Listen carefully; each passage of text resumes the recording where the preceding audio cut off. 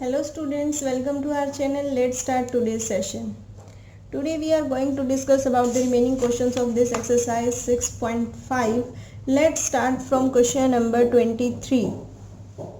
23 question, prove that the volume of the largest cone that can be inscribed in a sphere of radius r is 8/27 of the volume of the sphere. ये board के questions का बहुत favourite question होता है, board examiners का mostly paper में यही question देते हैं, क्वेश्चन नंबर 23। तो ये बहुत इंपॉर्टेंट क्वेश्चन हो जाता है। क्या करना है हमें, जो वॉल्यूम ऑफ लार्जेस्ट कौन है किसके अंदर इंस्क्राइब्ड है, स्फीयर। एक हमारे पास स्फीयर है, स्फीयर और सर्कल में यही डिफरेंस होता है, सर्कल तो 2 डायमेंशनल होता है और स्फीयर 3 डायमेंशनल होता है। अब स्फीयर के अंदर क्या इंस्क्राइब्ड है, लार्जेस्ट कोन। तो हमें प्रूव करना है जो इस कोन का वॉल्यूम है वो किसके इक्वल है, R is 8/27 of the volume of the sphere. Volume of the largest cone is equal to 8/27 of the volume of the sphere. देखते हैं कैसे फाइंड आउट करेंगे, बहुत इंपॉर्टेंट क्वेश्चन है। एक हमारे पास स्फीयर है, स्फीयर के अंदर एक कोन है। कोन कैसा होता है, जैसे हमारे पास आइसक्रीम वाली कोन होती है या बर्थडे वाली कैप होती है। तो इसको हमने कुछ इस टाइप से डिनोट किया हुआ है, एक ऐसे कोन बनाई, नीचे सर्कल, सर्कल में ये पूरा का पूरा इसका डायमीटर हो जाएगा। तो इतना कंसीडर कर लिया हमने, जो सेंटर लेके सर्कल के सेंटर के से लेकर और सर्कल के पॉइंट तक जो सर्कमफ्रेंस होता है उसके पॉइंट तक का distance r, that is radius of this circle. Radius of this circle, जो ये कोन का नीचे वाला सर्कल है उसका रेडियस हम स्मॉल r से डिनोट कर रहे हैं। और जो हमारे पास ये स्फीयर है, स्फीयर का भी ये सेंटर है अंदर। स्फीयर इट मीन्स अगर हम इसको 2 डायमेंशनल पे ड्रॉ कर रहे हैं तो ये भी सर्कल की फॉर्म में ही हो गया।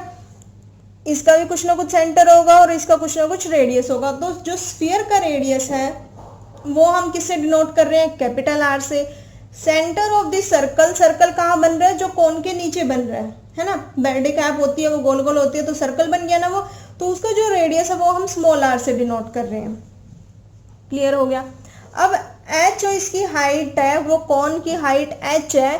तो अगर मैं ये कहूँ, देखो यहाँ से सेंटर से जितने भी रेडियस हम ड्रॉ करते हैं सर्कल के सिमिलर होते हैं, सेम होते हैं। यहाँ से यहाँ तक का डिस्टेंस भी r होगा, यहाँ से यहाँ तक का, यहाँ से यहाँ तक का, हर एक जगह जो इसका डिस्टेंस होगा वो सेम होगा। Radius must be same. तो यहाँ से और बिल्कुल यहाँ तक, सेंटर से लेकर और सर्कल के सर्कमफ्रेंस तक का ये भी क्या होगा, रेडियस होगा। तो इसको भी r से डिनोट कर रहे हैं और यहाँ से लेकर यहाँ तक का रेडियस ये भी r होगा। अगर पूरे की हाइट h है और इसमें से मैं ये माइनस कर दूं r, तो इतना पोर्शन क्या रह जाएगा, h माइनस r। क्लियर हो गया। यहाँ ये कौन है, तो इसकी हाइट h है, ऊपर वाला r है जो रेडियस है। तो कंप्लीट h है, ऊपर वाला r है, तो नीचे वाला कितना रह गया, h माइनस r। अब देखो r क्या है, r हमारे पास स्फीयर का रेडियस है। स्फीयर को हम 2 डायमेंशनल पे एज अ सर्कल ड्रॉ कर रहे हैं, तो r क्या है, रेडियस।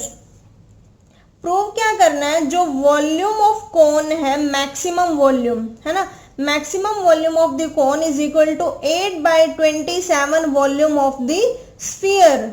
यही प्रूव करना है ना, yes. Volume of the cone, maximum volume of the cone is equal to 8/27 volume of sphere.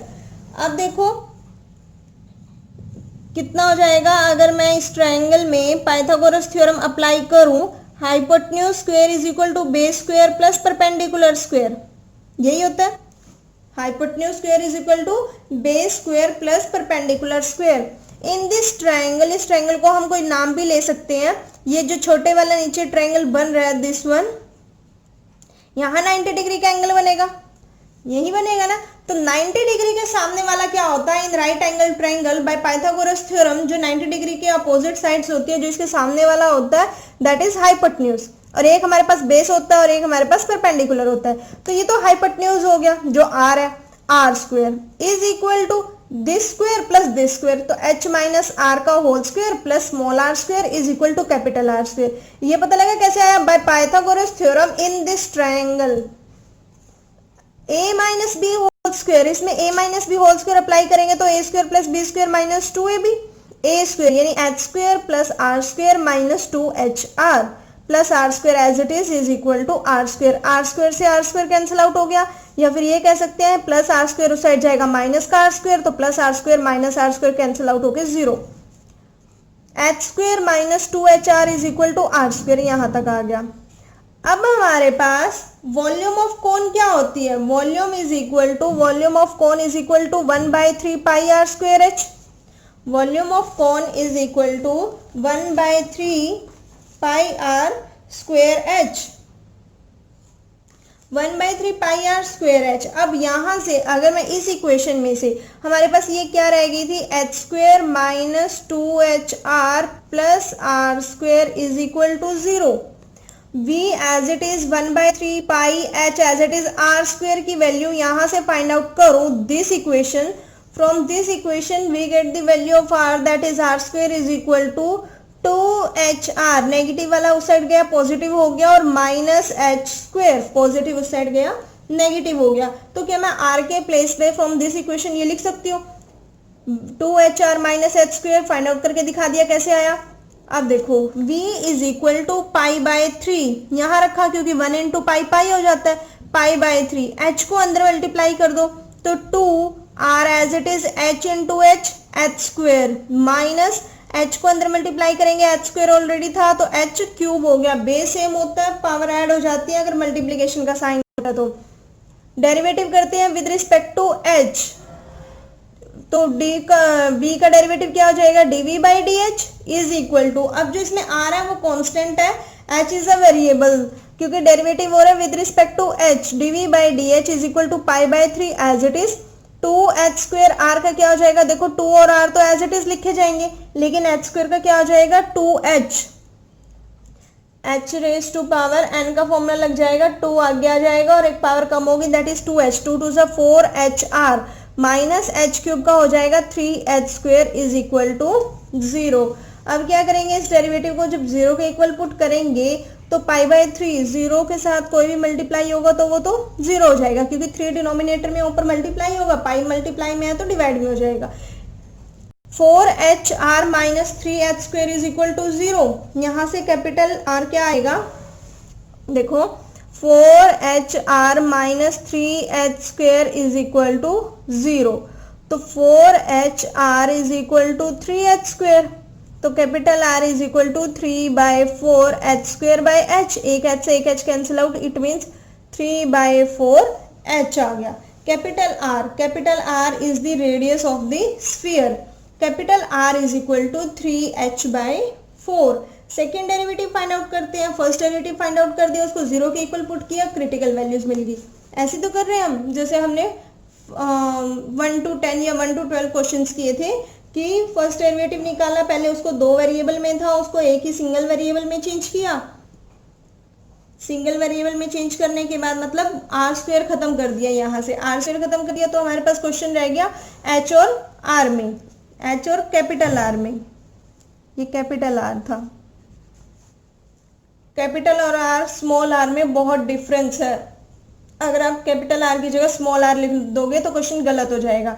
हमने अपना क्वेश्चन चेंज कर दिया सिंगल वेरिएबल में, उसके बाद डेरिवेटिव किया, उसको 0 के इक्वल पुट किया, क्रिटिकल वैल्यूज निकाली यानी r की वैल्यू निकाली 3h/4। सेकेंड डेरिवेटिव करते हैं d square v by D x square, pi by 3 तो कांस्टेंट है, 4hr with respect to h करेंगे तो 4 और r तो कांस्टेंट है, ये एज इट इज रहेगा, h का विद रिस्पेक्ट टू h 1 हो गया, माइनस 3h स्क्वायर, 3 तो कांस्टेंट है, h स्क्वायर का 2h हो गया तो 3 2 6h आ गया, कितना आ गया pi by 3 4r minus 6h, ये क्या हो जाएगा लेस देन 0, लेस देन 0 हो जाएगा ना, 4r माइनस 6h कितना, second derivative is less than 0, क्योंकि इसमें r की वैल्यू पुट करके देखो आपको पता लग जाएगा लेस देन 0 आ रहा है ग्रेटर देन 0 आ रहा है।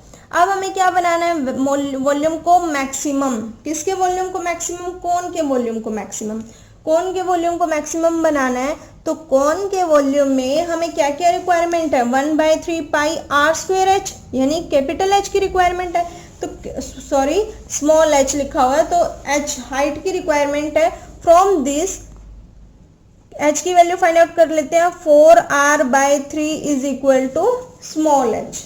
तो यहाँ क्या पुट कर लिया हमने, small h is equal to किसके इक्वल आ रहा है, 4r/3 के इक्वल आ रहा है। अब volume maximum 1/3 pi are square H, 1/3 pi are square H. Volume maximum is equal to π/3 h square 2r minus H. देखो ये कहाँ से आया, 1/3 पाई आर स्क्वायर एच था, वॉल्यूम का फॉर्मूला यही होता है। अब π/3 एज इट इज, एच की वैल्यू पुट करूँ तो कितनी आएगी, 4r/3। तो हमारे पास क्या वैल्यू आ गई, देखो यहाँ से भी हम डायरेक्ट पुट कर सकते हैं क्योंकि सिंप्लीफिकेशन करके हमने इसको चेंज करके ये किया था। वॉल्यूम हमारा ये आ रहा है, इसमें क्या किया, v इज इक्वल टू π/3, बस यहाँ मैक्सिमम लिख दिया, v maximum is equal to π/3, h square common ले लिया, पाई एच स्क्वेयर बाय 3, तो यहाँ क्या रह जाएगा 2r माइनस एच, एक ही एच रहेगा क्योंकि एच स्क्वेयर कॉमन ले लिया, यहाँ तक आ गया। ये एच कहाँ से आया, इसमें से फाइंड आउट कर लिया। π/3 एच स्क्वेयर, एच की वैल्यू पुट कर ली कितनी, 4r/3, तो उसका स्क्वायर करेंगे 4 4 जा 16 और 3 का स्क्वायर करेंगे 9। 3 ऑलरेडी नीचे था तो 9 3 जा 27 हो गया। इसमें जहाँ जहाँ एच है, एक बार यहाँ है एक यहाँ है, इसको तो स्क्वायर करके पुट करना है, इसको as it is 4r/3 put करना है। इसको सिंप्लीफाई किया तो 32 pi are square by 81। Volume maximum कौन का और volume of sphere, maximum volume of कौन कितना आ रहा है, this one 32 pi r divided by 81 और वॉल्यूम ऑफ स्फीयर क्या होता है, 4 पाई आर क्यूब बाय 3, यही तो होता है 4 pi are square by 3, r square आएगा यहाँ, इसमें भी आर स्क्वायर आएगा। Volume of sphere 4/3 pi r cube, 4/3 pi r cube होता है,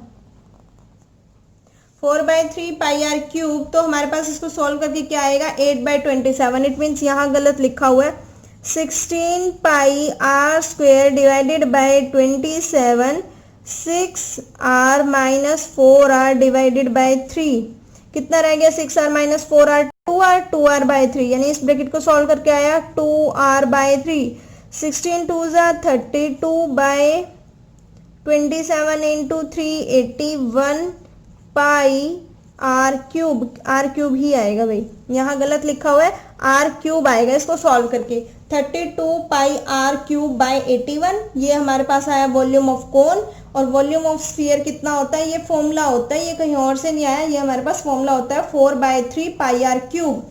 क्या होता है फॉर्मूला वॉल्यूम ऑफ स्फीयर का, 4/3 पाई आर क्यूब। तो इसको हमने सॉल्व किया क्योंकि 81/27 क्यों सॉल्व किया, इसमें वॉल्यूम ऑफ स्फीयर क्यों लिखा, देखो 8/27 आ गया। अब मैं इस वॉल्यूम ऑफ स्फीयर जो डिनोमिनेटर में है उस साइड जाएगा तो मल्टीप्लीकेशन में हो जाएगा, V maximum is equal to, that is maximum volume of the cone is equal to 8/27 times of the volume of sphere। ये तो हो गया, ये प्रूव करना था। Volume of the largest cone can be inscribed in a sphere, मतलब largest से largest cone निकालना था, यानी मैक्सिमम वॉल्यूम निकालना था, कितना मैक्सिमम हो सकता है कि वो 8/27 of the volume of the sphere हो जाए। मुश्किल नहीं था, इजी था, बहुत इंपॉर्टेंट था। तो सबसे पहले हमने क्या किया, अपना ये डायग्राम बनाया। ये बनाने के बाद फिर हमने इसमें पाइथागोरस थ्योरम अप्लाई की, 90 डिग्री देखा कि 90 डिग्री के सामने वाला हाइपोटेन्यूज होता है। फिर इसको एक वेरिएबल में चेंज किया, इसमें से आर स्क्वायर की वैल्यू निकाल के इसे पुट कर दी। ये हमारे पास वॉल्यूम आ गया, किसका, कोन का, क्योंकि हम ये वॉल्यूम ऑफ कोन लेके चल रहे हैं। वॉल्यूम ऑफ कोन का फॉर्मूला आ गया। फिर इसका डेरिवेटिव किया, dv/dh। डेरिवेटिव किसके रिस्पेक्ट में, एच के रिस्पेक्ट में किया, उसको फिर फर्स्ट डेरिवेटिव को 0 के इक्वल रखा। क्रिटिकल वैल्यूज आ गई, क्रिटिकल वैल्यूज अब एक्स की नहीं आएंगी, हमारे पास किसको की आई, आर की। आर हमारे पास इन टर्म्स ऑफ एच आ गया, are is equal to 3h/r। इसमें से एच की वैल्यू निकालेंगे तो 4r/3 आएगा। सेकेंड डेरिवेटिव किया, सेकेंड डेरिवेटिव में जब हम आर की वैल्यू पुट करेंगे तो आप देखना सॉल्व करके लेस देन 0 आएगा। फिर क्या किया, वॉल्यूम ऑफ मैक्सिमम जो था उसमें h की वैल्यू पुट कर ली, जो हमने यहाँ वॉल्यूम निकाला था इसमें h की वैल्यू पुट कर ली, या तो आप डायरेक्ट पुट कर लो या h स्क्वायर बाहर कॉमन लेके तब पुट कर लो, आंसर सेम आना है। सिंप्लीफाई करने के बाद हमारे पास ये आंसर आया, volume of maximum that is maximum volume of the cone ऊपर लिखा, divided by volume of sphere ये फॉर्मूला लिखा, 4πr³/3 सॉल्व किया, 8/27 आ गया, वॉल्यूम ऑफ स्फीयर को राइट साइड में लेकर गए तो maximum volume of the cone is equal to 8/27 volume of the sphere. बहुत इंपॉर्टेंट है, बिल्कुल घोल कर पी लेना इसे। नेक्स्ट क्वेश्चन पर चलते हैं। Example number 37। एग्जाम्पल नंबर 37 क्या कहता है,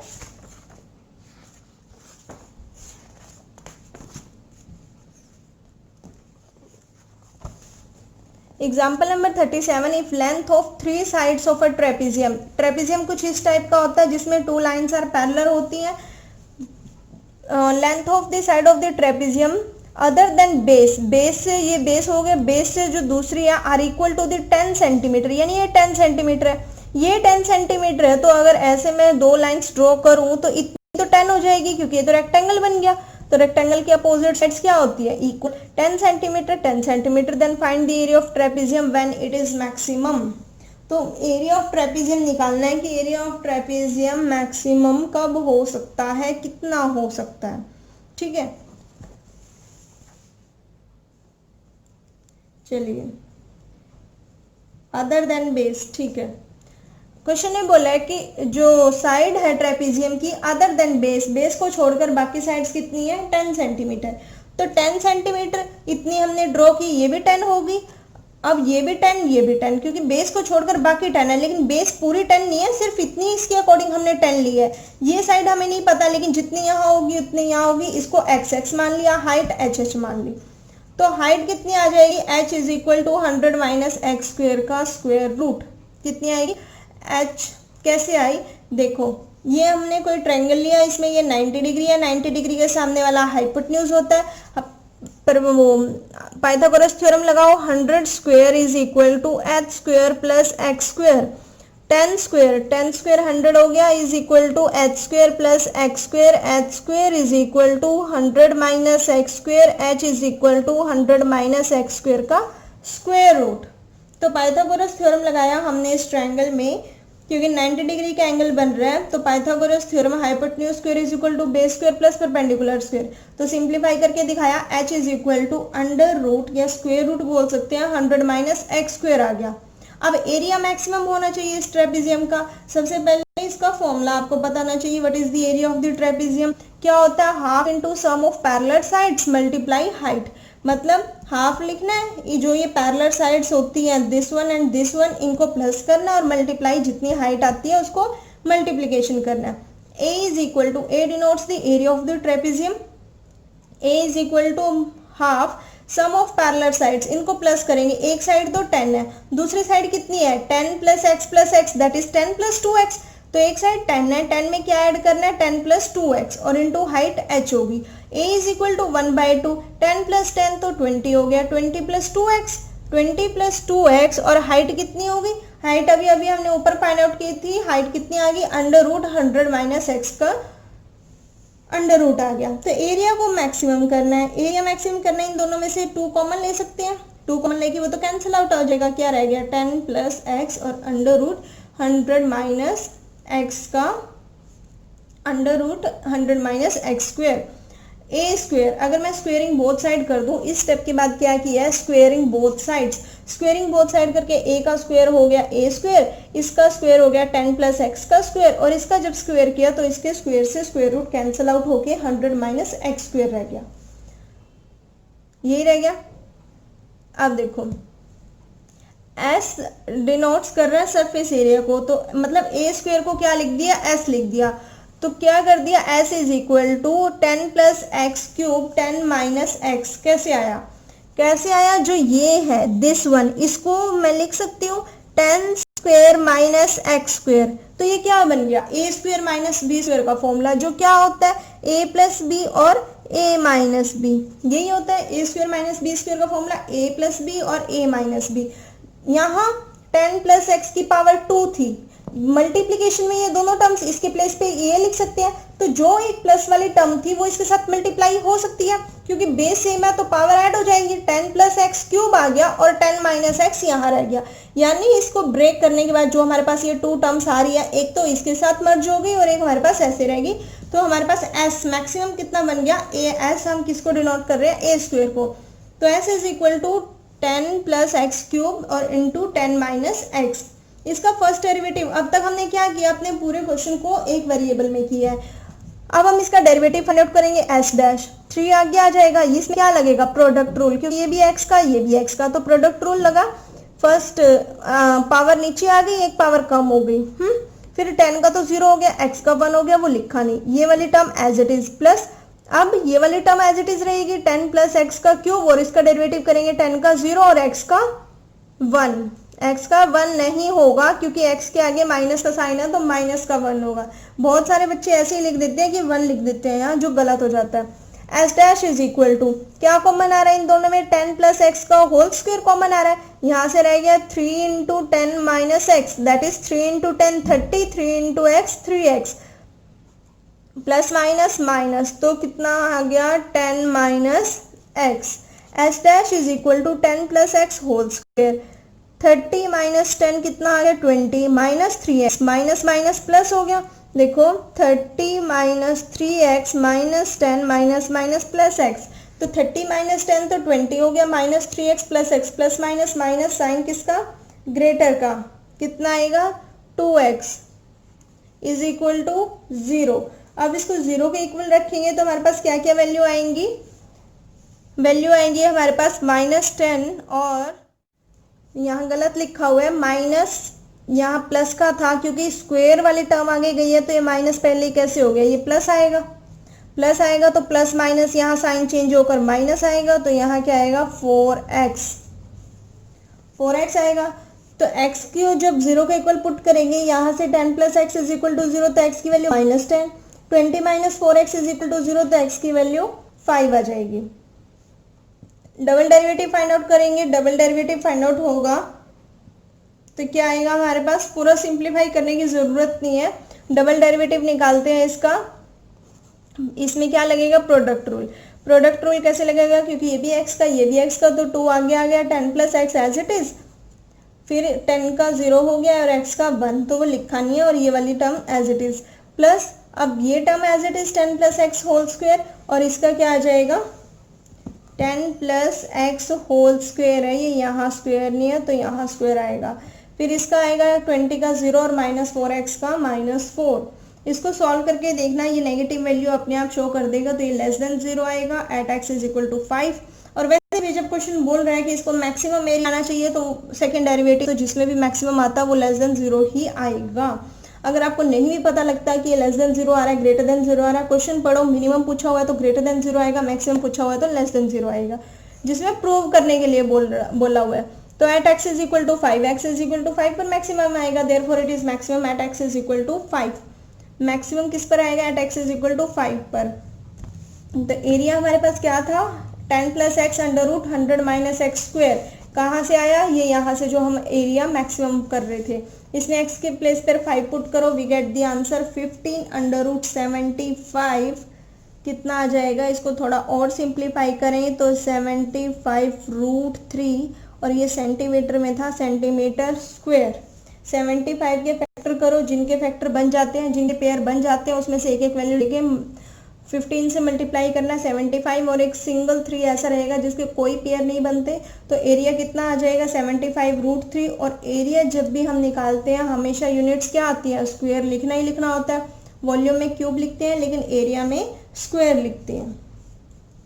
तो 2 क्वेश्चन करवाए हैं इस सेशन में, 2 क्वेश्चन बहुत इंपॉर्टेंट है, एग्जाम्पल नंबर 37 और example number 23 of the exercise 6.5। इनकी प्रैक्टिस करना। नेक्स्ट वीडियो में हम नेक्स्ट के क्वेश्चंस देखेंगे। वीडियो को लाइक करना, शेयर करना। Thank you.